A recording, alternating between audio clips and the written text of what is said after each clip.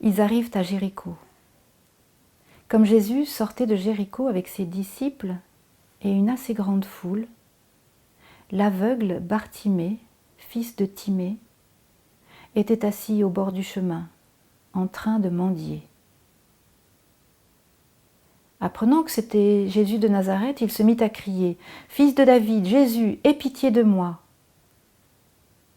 Beaucoup le rabrouaient pour qu'il se taise, mais lui criait de plus belle « Fils de David, aie pitié de moi !»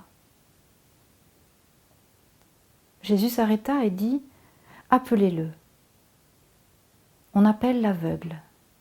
On lui dit « Confiance, lève-toi, il t'appelle ». Rejetant son manteau, il se leva d'un bond et il vint vers Jésus. S'adressant à lui, Jésus dit « Que veux-tu que je fasse pour toi ?»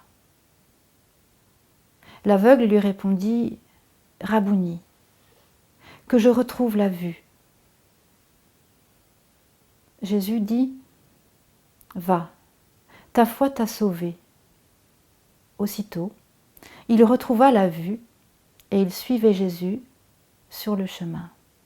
Quelques mots parmi plein d'autres pour expliquer pourquoi ce récit m'a retenu, a retenu mon attention.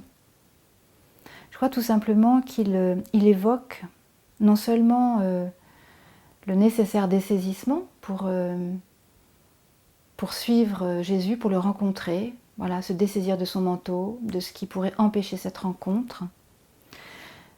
La demande qui lui est adressée de retrouver la vue, ben oui, prendre conscience que je ne vois pas toujours ce qu'il y aurait à voir, que je ne suis pas toujours sensible à ce que je devrais percevoir, ni à l'écoute de ce que je devrais entendre. Et ça m'évoque, puisque je suis bibliste, ma situation de lectrice des Écritures. Quand je viens à un texte, de quoi est-ce que j'ai besoin de me dessaisir, de me débarrasser pour véritablement entendre, percevoir ce dont il est question dans ce texte.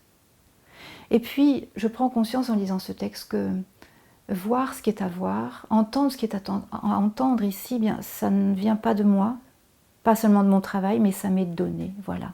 Ça m'est offert et ça c'est magnifique pour moi, comme lectrice et dans ma vie, parce que je sais que grâce à ça, eh bien, je peux m'aventurer sur le chemin du Christ.